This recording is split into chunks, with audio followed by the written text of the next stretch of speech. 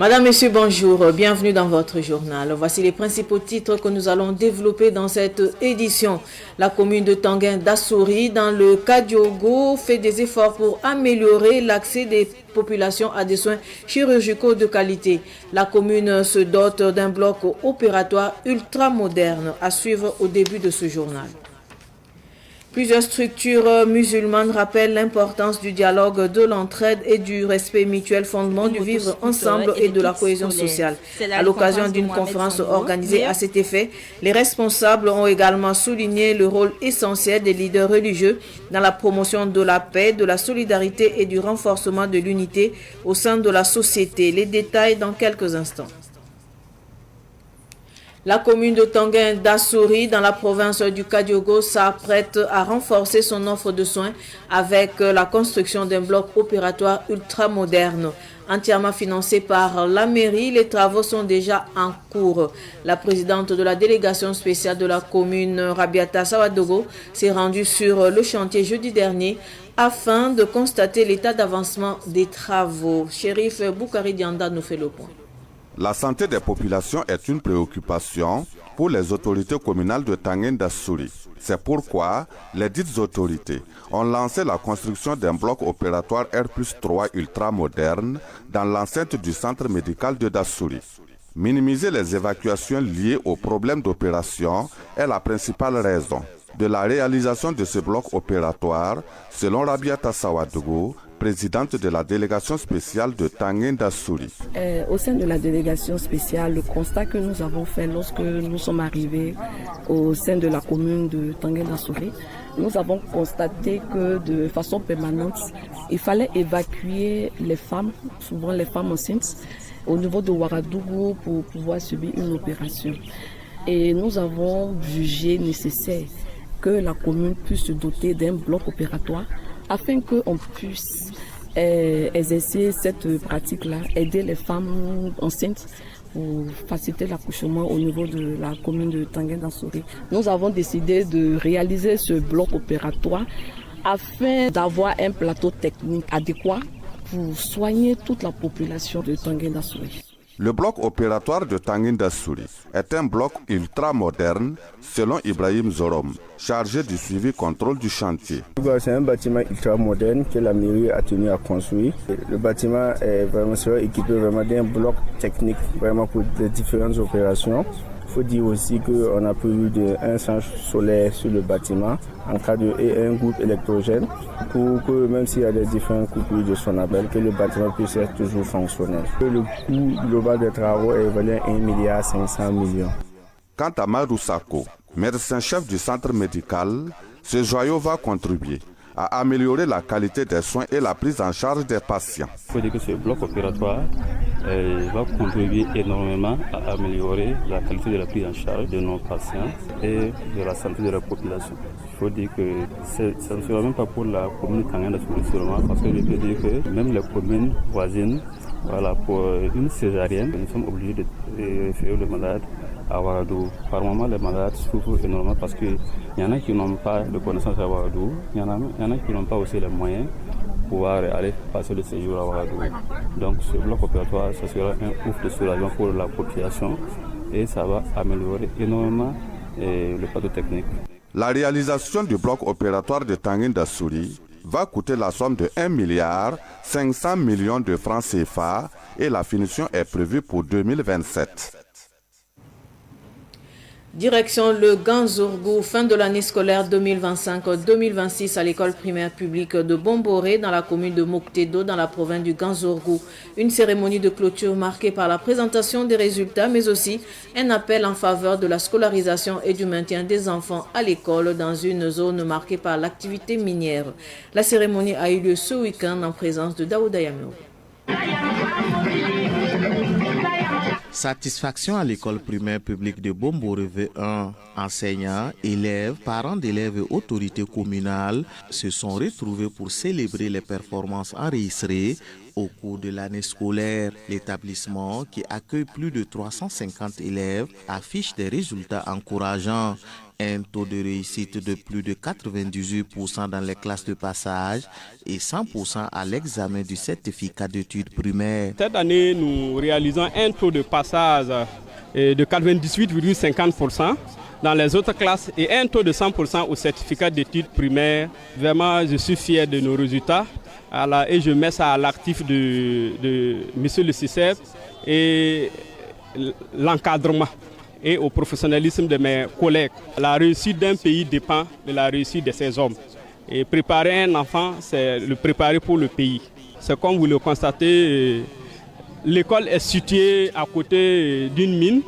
Ce n'est pas simple. Hormis la mine aussi, il y a des mines artisanales qui se trouvent autour de l'école. Donc vraiment souvent les élèves laissent l'école pour pouvoir s'adonner à cette activité. Et aussi comme c'est une zone relevante de la mine, si on pouvait avoir une clôture, ça allait beaucoup nous aider. Et nous voyons que ces dernières années, la perspective du président du FASO, c'est d'intégrer les métiers à l'école. Donc grâce aux parrains, nous avons pu avoir 3 machines à coudre et des outils de coiffeur que nous avons entrepris. Mais si on pouvait avoir un centre de métier équipé, alors ça allait beaucoup nous aider. Le chef de la circonscription d'éducation de base de Moktedo a félicité le directeur et son équipe pour les résultats scolaires enregistrés. Depuis 3 ans, l'école de Bomboré a toujours fait un taux de 100% de succès au CEP. Je me dis qu'à défaut de se fêter, ça se reconnaît. Et c'est ce que nous avons voulu au niveau de la circonscription, célébrer une journée où on va reconnaître le mérite des acteurs, remercier tous ceux qui contribuent à ces résultats, à savoir les enseignants, le directeur en premier, les encadreurs pédagogiques, les parents qui sont les premiers bénéficiaires de cette éducation. Pour le président de la délégation spéciale de Moktedo, les performances réalisées, malgré les défis liés à l'activité minière dans la localité, sont à saluer. Tout ça, c'est un village qui fait partie des villages impactés par le projet, en tout cas de la société minière Horizon Bomboré S. En dépit de tout cela, ils ont pu vraiment, engager vraiment ce résultat fort appréciable. C'est un sentiment de satisfaction. Au moment de la cérémonie, je vous ai en fait présenté 3 personnes vraiment d'âge avancé qui travaillent d'arrache-pied à unir les gens. Donc c'est grâce à tout cela et grâce vraiment au dynamisme, au professionnalisme vraiment du camarade inspecteur et son équipe que nous avons pu en tout cas engranger ces résultats. Donc je suis vraiment ému, je suis satisfait vraiment de ces résultats. Les 5 meilleurs élèves de chaque classe ont reçu des kits scolaires. Les enseignants, quant à eux, ont reçu des sacs et des chapeaux de saponnais. L'établissement a également bénéficié d'une machine à coudre destinée à renforcer la formation des élèves au métier. Cette cérémonie de clôture à l'école primaire publique de Bomboré V1 a aussi été un cadre de sensibilisation. Les autorités éducatives et communales ont invité les parents à inscrire tous les enfants en âge d'être scolarisés et à veiller à leur maintien à l'école. Journée d'excellence dimanche dernier à l'école franco-arabe Darul Irshad. Les meilleurs élèves ont été distingués. Ils ont reçu diverses récompenses, dont des vélos et des motos. Cette distinction est intervenue à l'occasion de la clôture des classes. Le compte rendu de Fatih Sanka. Une moto-scooter et des kits scolaires. C'est la récompense de Mohamed Zongo, meilleur mémorisateur du Coran à l'école Darul Irshad. Il a mis 3 années pour mémoriser le Saint-Coran.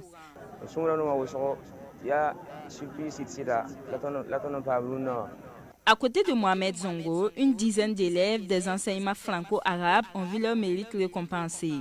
Pour l'année qui s'achève, les résultats dans les classes intermédiaires et dans les classes d'examen sont satisfaisants. Au terme des examens, le taux de réussite est de 100% pour le CEP français, le CEP arabe, le CAP génie civil et le BEP.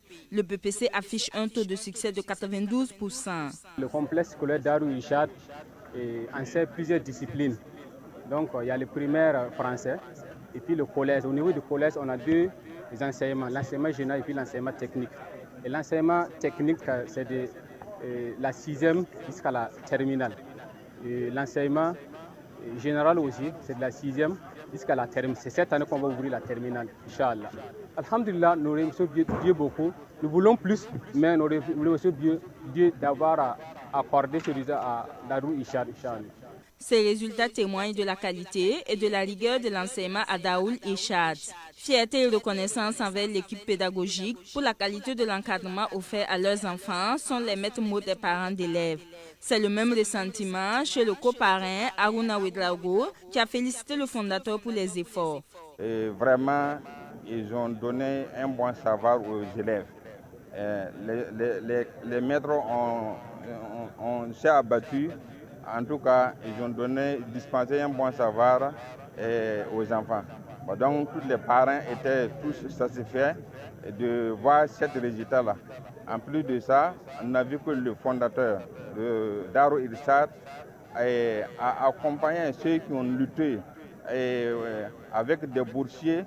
Toujours dans la quête de l'excellence et l'encouragement des élèves, des bourses d'études allant de 300 000 à 600 000 ont été offertes par le fondateur de Daoul Ishad. Je le disais également dans les titres, le vivre ensemble et la solidarité étaient au cœur d'une conférence islamique au CBC à Ouagadougou. La conférence a mobilisé des imams, cheikhs et plusieurs fidèles musulmans. Les précisions avec Abdoulaye Kinda. Tous les Burkinabés doivent parler le même langage pour une sortie de crise. C'est dans cette lancée que l'Association islamique des jeunes et étudiants et l'Association Al-Kia Katol Islam wa Bayanihi ont mobilisé des fidèles musulmans pour parler du vivre ensemble.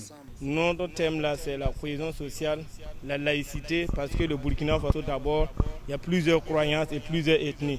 Les croyances ne doivent pas être un cadre qui va nous empêcher à être ensemble pour défendre la patrie. C'est pour cela que nous, musulmans, nous voyons que la plupart de ceux qui terrorisent les gens, qui amènent la terreur dans notre nation, ils ont pris le nom de l'islam pour dire qu'ils font une guerre sainte. Et c'est une guerre de colonisation culturelle qu'ils sont en train de mettre dans la tête de notre population pour que les gens pensent que c'est l'islam qui est ça. C'est pour cela que nous avons eu une des paroles que Thomas Sankara dit, que le plus grand décolonisation, c'est la décolonisation mentale.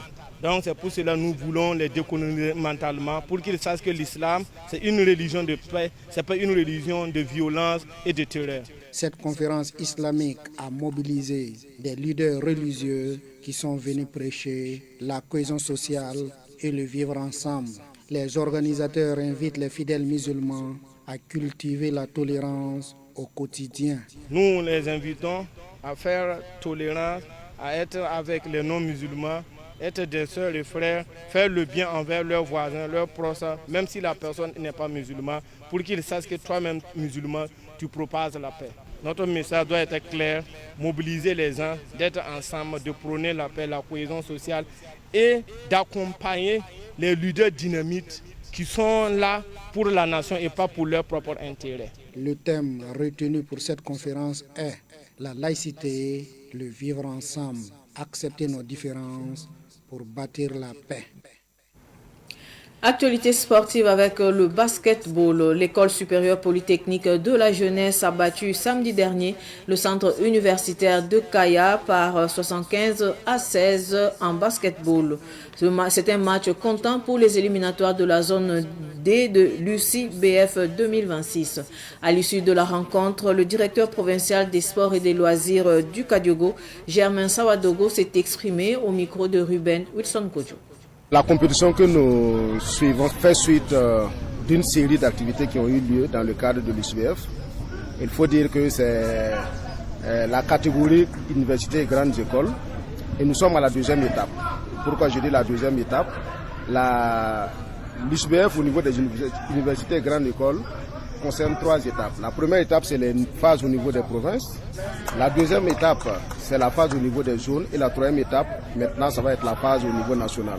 Donc, à l'heure actuelle, nous avons accueilli les régions de Nagino, de Goulmou, des Quilcé, avec les résidentes de Ouagadougou pour cette étape de la phase des zones. Et il faut dire que cette compétition peut être placée sous le signe de la résilience, de la combativité, en ce sens que toutes les équipes qui se sont inscrites durant ces compétitions ont mené les combats avec beaucoup plus de résilience, beaucoup plus d'ardeur Et celles qui sont qualifiées pour les finales au niveau des zones se sont déplacées pour être là.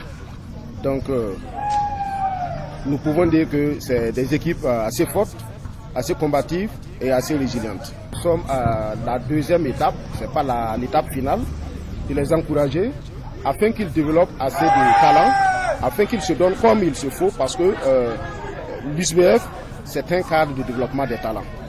Et ce que nous sommes en train de vivre, c'est pour peaufiner également la formation qui se fait à la base. Donc nous les invitons à faire beaucoup plus de fair play, à se battre pour que, au sortir de ces éliminatoires au niveau zonal, nous puissions avoir les meilleurs qui vont aller au niveau national. C'est sur cet élément que s'achève cette édition d'information. Merci de rester fidèle au programme de Savane TV. Au revoir.